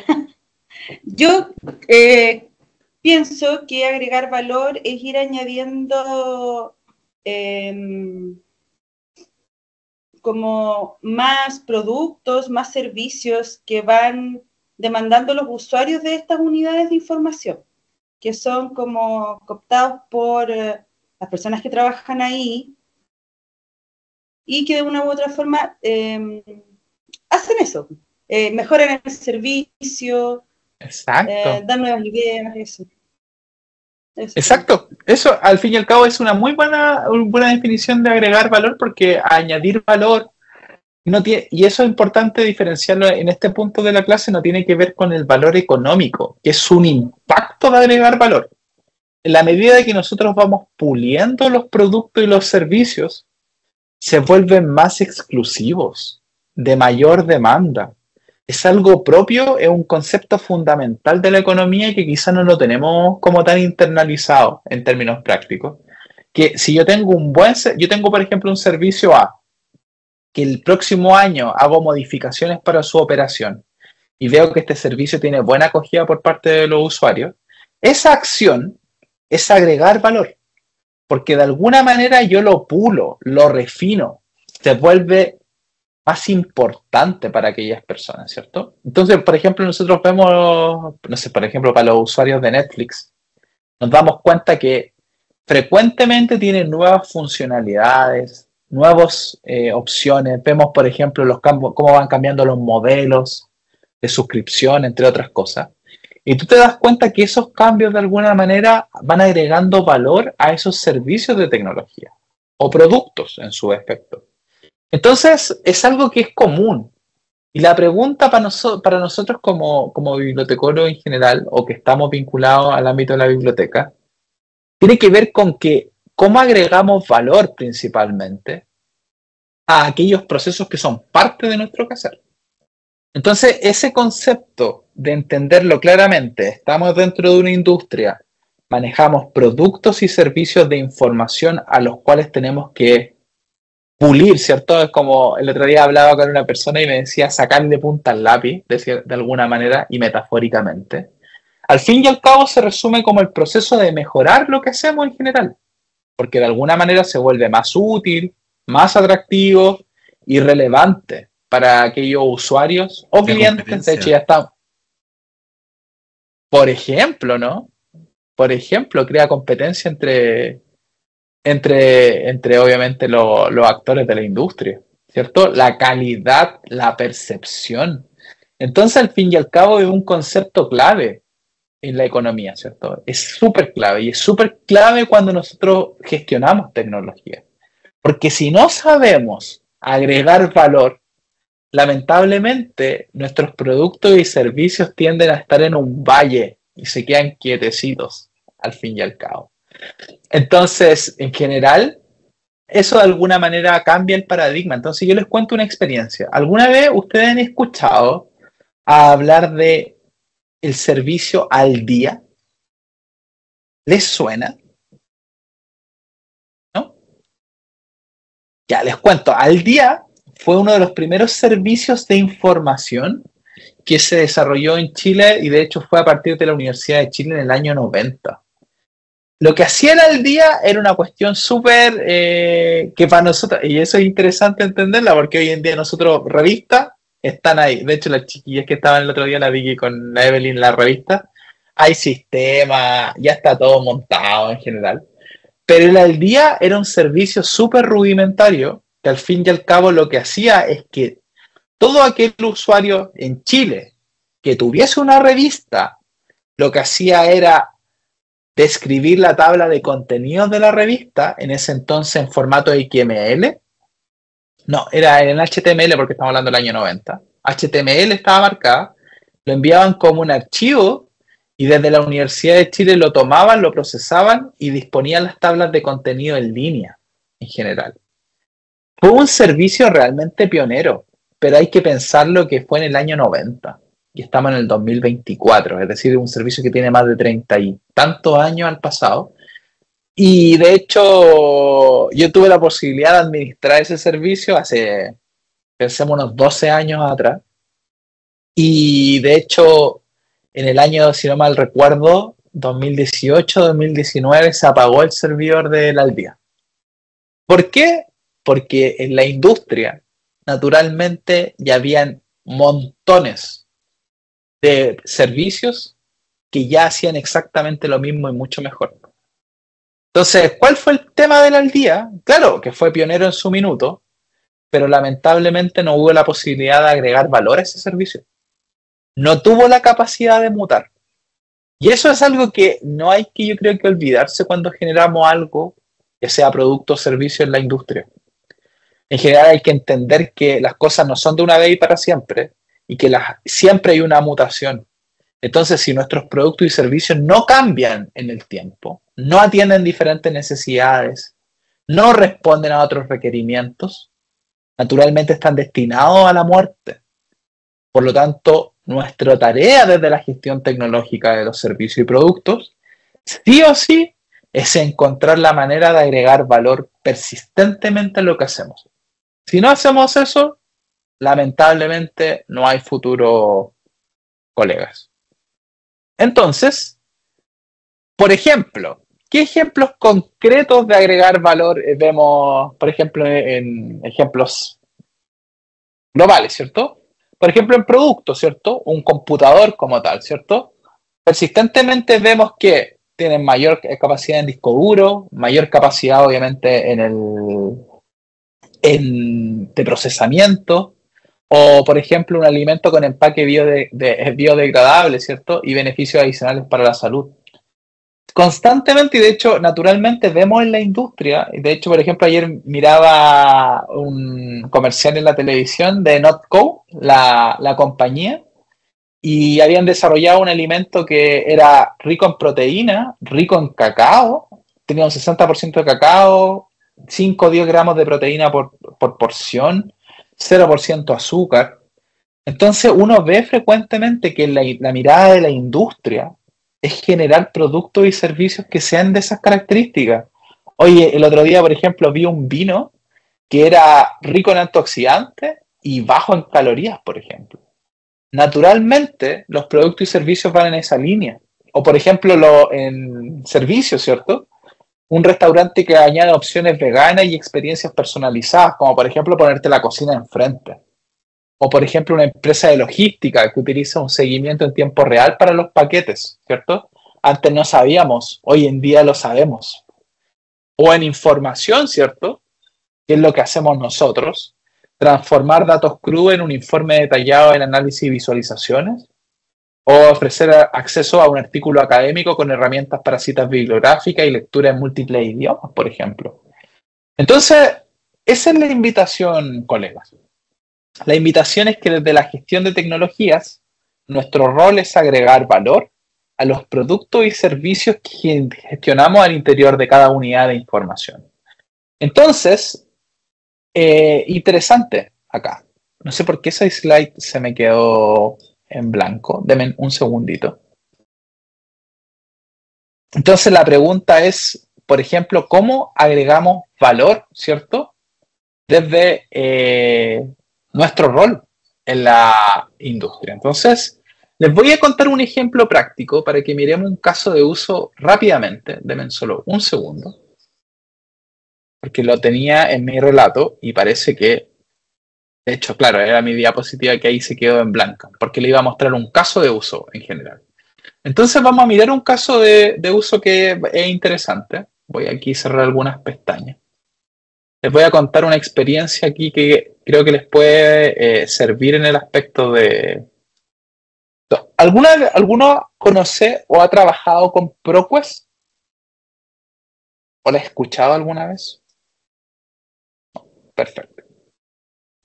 ProQuest en un minuto, de hecho, lo vamos a mirar cuando miremos el blog de Library Technology Guides.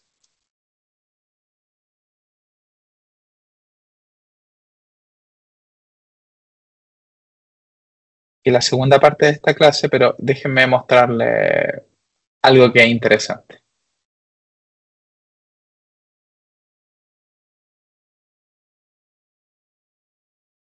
Cuando nosotros miramos ProQuest en general, y miren dónde estoy parado, en el año 90, ¿ok? Existía una universidad, en este caso era Ann Arbor, Michigan, en Estados Unidos, que era la UMI, que es el acrónimo de University of Microfilms, como tal. Y ellos lo que hacían era principalmente digitalizar, ¿cierto? Microfichas. Cosas que en realidad hoy en día ya no utilizamos principalmente. Pero este producto que en general que tenía que ver con la digitalización de microfichas fue tan importante que nace una empresa directamente a partir de una universidad. Hoy en día, eso se conoce tradicionalmente como incubadora de negocios. Es el concepto que tiene hoy en día en la industria. Pero, ¿por qué tomo el caso de ProQuest? Bueno, porque ProQuest primero es una empresa que ya no existe.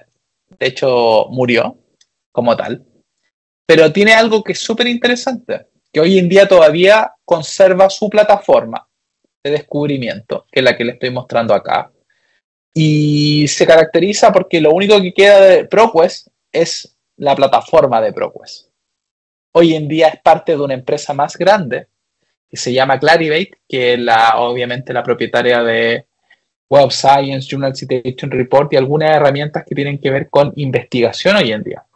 Ahora, ¿Qué es interesante de esto? Bueno, que ProQuest en general cambió su modelo de negocio en general y se convirtió en una empresa de agregación de contenido.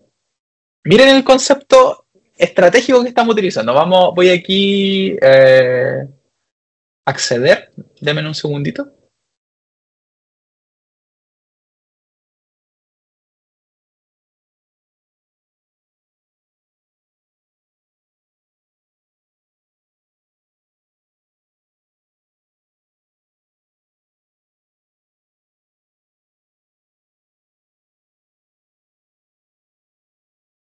Solo un segundito, por favor, para que termine de validar.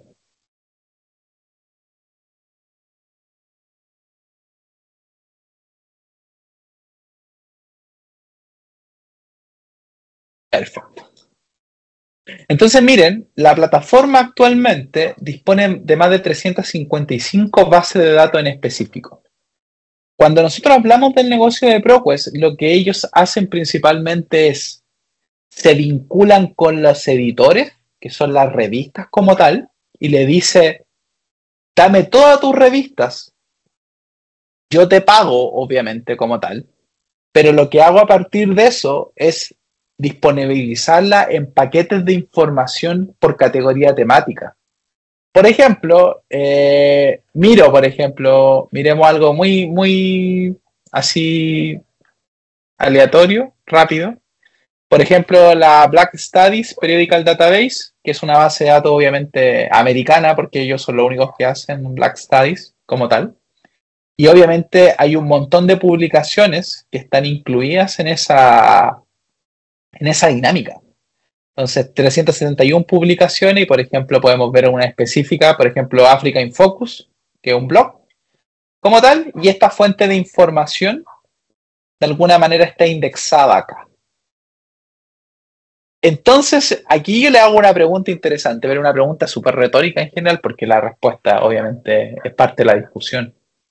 Al fin y al cabo, el negocio de ProQuest se convirtió de ser una empresa que digitalizaba contenido a una empresa que distribuía información, se volvió lo que llamamos un agregador de contenido. De hecho, esos cambios en los modelos de negocio en la empresa es súper común. Y también obviamente no se asusten el día de mañana si la biblioteca empieza a hacer cosas que quizás no hacía anteriormente. Es súper interesante eso. Ahora, ¿por qué traje el ejemplo de ProQuest principalmente a la clase? Porque ProQuest tiene algo que es súper interesante, que es una base de datos. De hecho, la vamos a buscar directamente. Denme un segundito. Que es una base de datos que se llama PQET, que es ProQuest Dissertation and Thesis en general. ¿Qué es ProQuest Dissertation and Thesis? Es un compendio, de hecho, si yo voy acá a las bases de datos. Denle un segundito, por favor.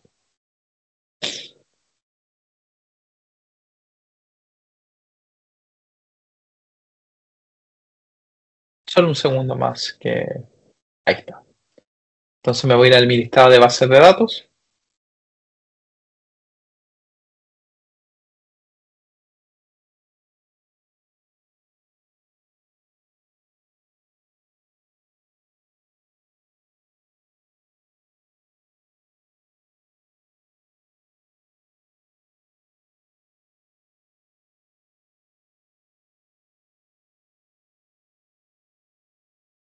Ahí está.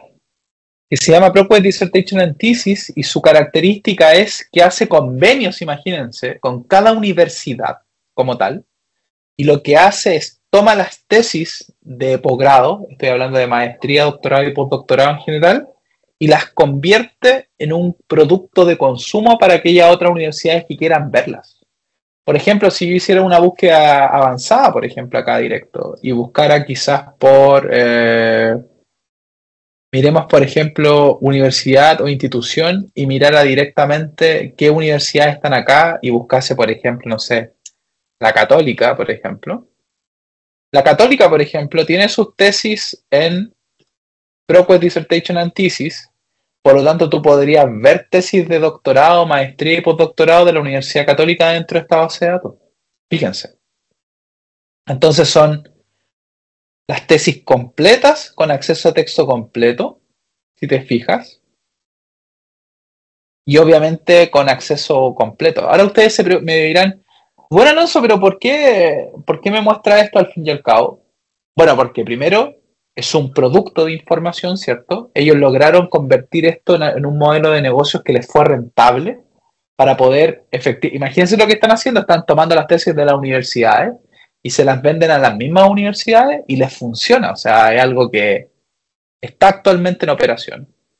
Pero algo que es súper interesante en esta misma dinámica es que en esta historia de ProQuest, naturalmente, su camino termina el 2020 y de hecho dice ProQuest is owned by Clarivate, ¿cierto? Fue comprada por Clarivate. Entonces me voy a ir nuevamente acá a mi lista de vendors y voy a ir acá con, en este caso, Clarivate. Y vamos a ver que la vida de Clarivate, ProQuest es un monito más, ¿cierto? Que fue comprado en el 2020 y hoy en día Clarivate continúa obviamente con su operación.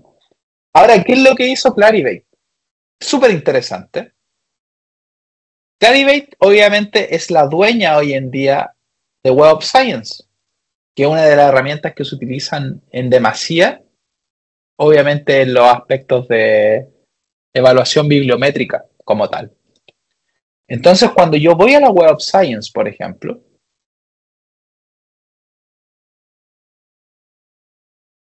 me voy a dar cuenta que ProQuest Dissertation and Thesis es un índice de investigación dentro de Web of Science. Entonces, al fin y al cabo, yo, por ejemplo, voy a buscar acá ProQuest Dissertation and Thesis. Voy a hacer una búsqueda por, obviamente, un all, principalmente, para buscar por, en este caso, Pontificia Universidad Católica de Chile. Lo voy a buscar, en este caso, por Institution. Y van a estar las mismas tesis que yo encontré en ProQuest, pero dentro de este mundo, porque ellos lo que hicieron fue, perfecto, lo que estoy haciendo acá es, tomo los registros de lo que tengo en mi registro, pero básicamente voy a contar las referencias. Entonces digo, esta tesis tiene 100 referencias y voy a hacer información cruzada entre aquellas referencias que citan otras tesis. Hay referencias cruzadas en términos prácticos, ¿cierto? Y eso va a generar un indicador de medición para las tesis. Por lo tanto, tú te das cuenta que al fin y al cabo el negocio volvió a cambiar. Hubo una innovación detrás que dice, ya no me sirve solamente el acceso a los metadatos y el texto completo, sino que también tengo la posibilidad de acceder a un indicador bibliométrico asociado a esas tesis. Por lo tanto, al fin y al cabo, la pregunta, y que es súper interesante y que a mí me costó de verdad un rato darme cuenta, ¿cuál es la materia prima que hay detrás de esto? ¿Cuál es la materia prima que hay detrás de la información? Tal cual, Vicky. Y de hecho, si nos vamos a lo medular el día de mañana, ni siquiera la información va a ser la materia prima, los datos van a ser la materia prima de los constructos, de los productos y servicios de información que nosotros como bibliotecólogos manejamos. Es tremendamente una idea súper importante, porque de alguna manera piénsenlo así, en sus proyectos no están haciendo otra cosa más que tomar datos de una parte, transformarlo y vaciarlo en otro. Por ejemplo, lo mismo que pasa, por ejemplo, con el anuario que me dice Valentina, ¿cierto? Las fotografías existen como tal, las estoy transformando, agregando valor en la dimensión y disponibilizándola como otro producto. ¿Están de acuerdo con eso, Valentina, o no? Sí, profe. Estamos vendiendo un producto, en el fondo, nuevo, que es la fotografía en movimiento, por ejemplo. Pero tomaste una base que ya existía, po. Y ese cambio, que puede ser de repente chiquitito, genera grandes aportes de valor a los productos. Quizás ese va a ser el mayor aporte de valor que tú le vas a dar al proyecto, Valentín. O por ejemplo, como lo plantea Evelyn, obviamente con Nacho y con Vicky, obviamente van a tomar documentos, los van a cargar en un repositorio. Lo que están haciendo es tomando datos y vaciándolo en otro sistema. Al fin y al cabo, eso es lo que yo llamo que es el core de lo que hacemos nosotros a nivel de productos y servicios. Siempre va a haber esta transformación desde datos de base que se van a ir a un sistema, a uno nuevo y van a ir agregando valor. Por favor, no se olviden de esa idea que yo creo que es fundamental para entender lo que viene a futuro en general. Cuando miren cosas nuevas, innovadoras, de hecho me gusta, no sé si la Marcela no está escuchando, que ella es fan de Odilo, yo también, pero ella es más usuaria que yo de ese producto. ¿Qué ves tú, Marcela, por ejemplo? ¿Cuál ves la ventaja competitiva de Odilo frente a otras cosas? Porque también trabajan con información en términos prácticos. ¿Pero qué hace la diferencia? Ofrece una experiencia distinta. Perfecto. A los usuarios de información digital. Y yo creo que ese es un concepto que es clave, ¿o no? Creería yo, la experiencia. Y de hecho, se vincula mucho con lo que conversamos en nuestra clase con Pamela, ¿cierto? Que al fin y al cabo, hoy en día, nuestros usuarios de alguna manera ya no compran, y de hecho ahí avanzamos un paso más. No productos ni servicios directamente, sino que se relacionan con experiencias. Cuando la gente va a un Starbucks, de hecho ya es como común cuando la gente va a un Starbucks. Pero todo ese proceso que había de que te marcaran el vaso con algo y el café tuviese ciertas características, entre otras cosas, la gente no compraba el café como tal, sino que compraba la experiencia de estar ahí. Yo creo que ese es uno de los conceptos fundamentales que tiene que ver en cómo nosotros agregamos valor a nuestros productos y servicios. Porque de alguna manera nos permiten en definitiva generar una diferenciación, ¿cierto? Y eso es algo súper importante. Todos los mercados tienden a lo que se llama la, ¿cómo decirlo? Diferenciación en términos prácticos, porque te ayuda a sobresalir. La satisfacción, ¿cierto? Responder de mejor manera a las expectativas de los usuarios. La fidelidad, por ejemplo, genera confianza y lealtad hacia la marca. Y por último, la rentabilidad, ¿cierto? Porque al fin y al cabo, en la medida de que nosotros le vamos sumando más cosas, de alguna manera los productos y servicios se encarecen y toman efectivamente valor de otra manera. Entonces, por ejemplo, le hago la misma pregunta a la Marcela. Perdón, Marcela, pero es un ejemplo interesante. No me digáis el número, obviamente, pero la Universidad Federico Santa María paga poca, mediana o harta plata por IEEE. Harta. Harta plata, y de hecho todos pagan harta plata por IEEE, que es básicamente una asociación profesional sin fines de lucro, que efectivamente está vinculada al ámbito de la ingeniería eléctrica como tal, pero que en términos prácticos su producto de alguna manera es tan diferenciado que ellos le pueden poner el precio que quieran, porque son únicos.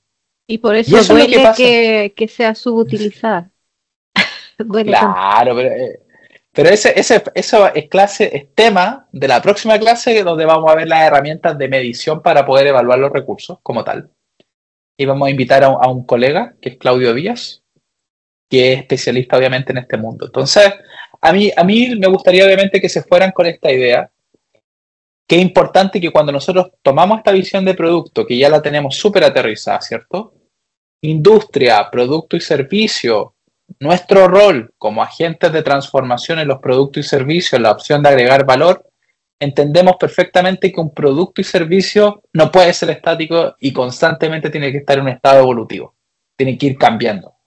Si no cambia, no sobrevive. Es como, pareciera que las cosas que son propias de la vida misma, ¿cierto? los desafíos que pone el sistema en torno, y obviamente si no cambias, no sobrevives, pareciera que estuvieran presentes obviamente en nuestro día a día. Entonces, a mí lo que me interesa de esto es el punto metodológico, ¿cierto? ¿De dónde nos agarramos nosotros para poder adecuadamente guiar el ciclo de vida de un producto? Y hoy en día nosotros podemos mirar a esta disciplina, que es lo que se llama el Product Management como tal, o la administración de productos y servicios, con una metodología que se llama la Product Management Life Cycle, que es la que te permite generar un ciclo de vida de un producto, ¿cierto? Desde que nace hasta que muere. Y es un enfoque súper interesante y estructurado, porque permite que nosotros podamos desarrollar, lanzar y gestionar, ¿cierto?, productos y servicios desde una concepción hasta su retiro.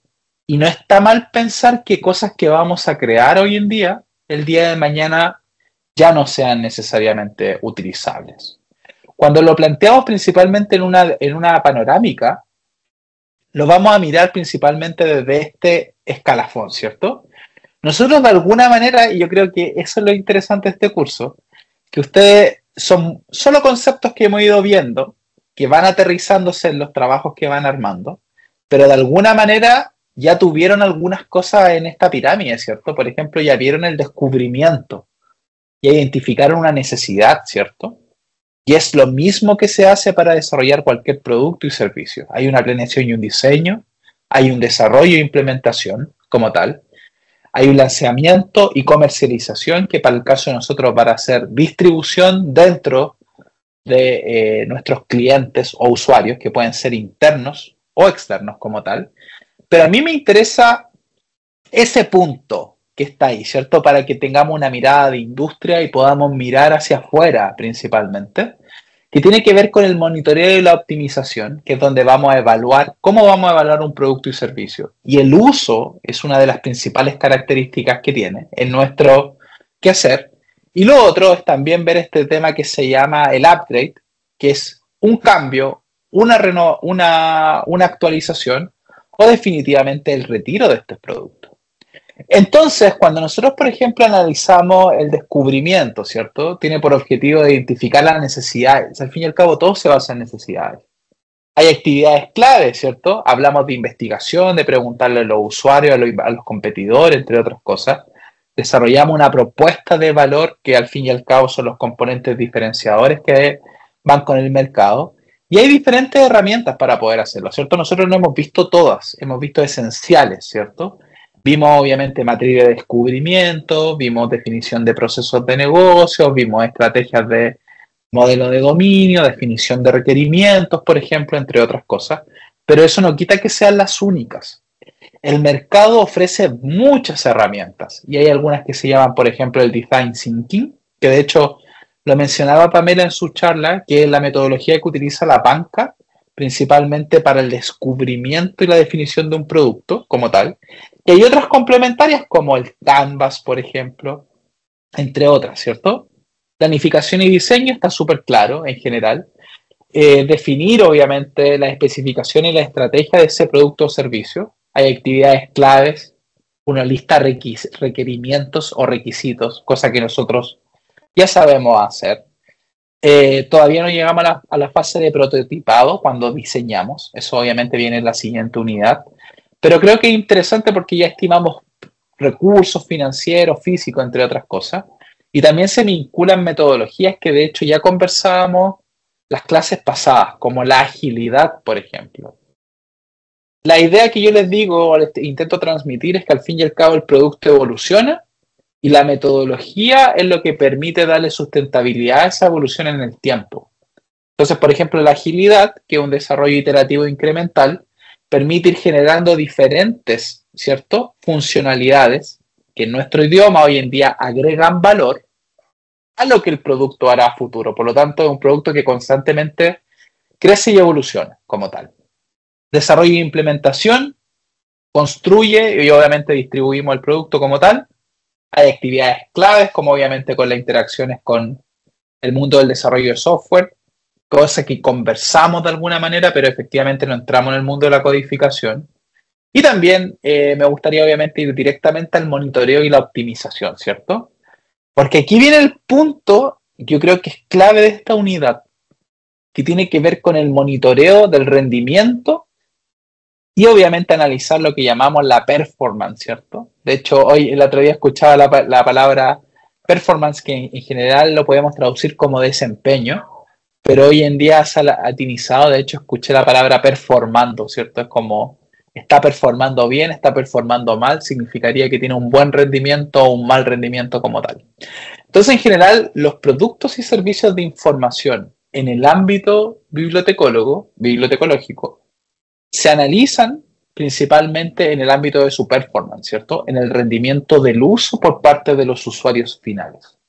Y aquí es donde vamos a hacer un especial hincapié, porque vamos a evaluar recursos electrónicos, productos de contenido directamente, desde obviamente el uso, ¿cierto? Y vamos a tocar la próxima clase el concepto de counter, que es básicamente el estándar que nos permite evaluar el uso de los productos en función de su rendimiento, ¿cierto? Y aquí vamos a establecer algunas métricas claves, que es lo que se conoce en la industria como los KPI, los Key Performance Indicators, o aquellos indicadores claves de gestión que nosotros debemos diseñar, ¿cierto? Indicadores clave en el mundo de las bibliotecas, ya lo sabemos. Ejemplo, cantidad de préstamos. A una biblioteca siempre la van a medir por la cantidad de préstamos que tiene, o la cantidad de títulos, o la cantidad de ejemplares, por mencionar algún ejemplo. ¿Ok? Entonces, esto va a ser interesante, y para hacer este ejercicio, principalmente vamos a tomar a este señor, ¿cierto? Y se los presento. Tuve la oportunidad de conocerlo hace varios años atrás, una vez. Su nombre es Marshall Breeding, y es el autor de un blog que es súper interesante en el ámbito de las bibliotecas, que se llama el Library Technology Guides, que en general es un compendio de información que analiza la industria y nos da datos específicos para poder trabajar en ella. Entonces, Marshall tiene este blog que se llama el Library Technology Guides, como tal, que nos muestra la evolución, efectivamente, de la industria. Entonces, miremos un poquito cómo funciona rápidamente, porque esto es para el reporte, vamos a utilizarlo para el reporte de la próxima semana. Entonces, Library Technology Guides. Entonces, miren qué interesante lo que tiene Library Technology Guides. Voy a ir al home directamente. Entonces, vamos a irnos al ámbito de las guides, ¿cierto? Entonces, algo que es súper interesante, que tiene que ver con esto que les comentaba al inicio. Ellos tienen diferentes instrumentos de recolección de datos que permiten evaluar recursos de información, ¿ok? Por lo tanto, cuando yo tenga que evaluar un recurso de información, ya les comentaba en la clase anterior de Catina, de Annual Review, ¿cierto? Que estaba disponible como blog principalmente, pero esto es una fuente de información que tiene datos obviamente cuantitativos. Entonces, por ejemplo, si yo quisiera ver, por ejemplo, cuáles compañías en general, o miremos el que más utilizo yo, que es el Market Share Report, que al fin y al cabo es cómo se distribuye la torta en el mercado, y miremos, por ejemplo, los software que están. Entonces nosotros podemos ir directamente a un país, por ejemplo, Chile, directamente. Voy a hacer un filtro y voy a ver cómo está el mercado de la automatización en Chile directamente. Entonces acá yo puedo ver diferentes tipos de sistemas que predominan en el quehacer. Hay alguna, obviamente, información que se obtiene a través de encuestas, así que no necesariamente está totalmente actualizada, pero de alguna manera es tremendamente útil. Entonces, ¿cuál es el ejercicio para la próxima semana? A mí me interesa mucho que miremos la sección de productos, ¿ok? Y hay varios productos de información que hoy en día, para la definición de esta clase, son servicios de tecnología. Y acá se habla de los sistemas principales de información que utilizan las diferentes bibliotecas, ¿cierto? Entonces, Alma, Apollo, Atrium, que algunos no existen ni siquiera en Latinoamérica como tal, y otros que obviamente tienen mayor preponderancia, como COA, por ejemplo. Entonces, ¿cuál es el ejercicio? A mí me gustaría que fueran a la sección de productos como tal y vieran efectivamente estos productos que están acá. Y el ejercicio es, disculpen, Tomo nuevamente mi presentación. El ejercicio es: elijamos un producto o servicio en la industria a partir de Library Technology Guides. Pueden elegir el que ustedes quieran, ¿cierto? Hay productos y servicios de tecnología para bibliotecas escolares, públicas o universitarias. Con base en los contenidos de esta clase, identifique la propuesta de valor de ese producto. ¿Qué lo hace interesante, cierto? Y esa idea, por favor, voy a habilitar un espacio en el foro el fin de semana para que, por favor, en un reporte de no más de 500 palabras, identifiquen la propuesta de valor de ese producto. ¿Ok?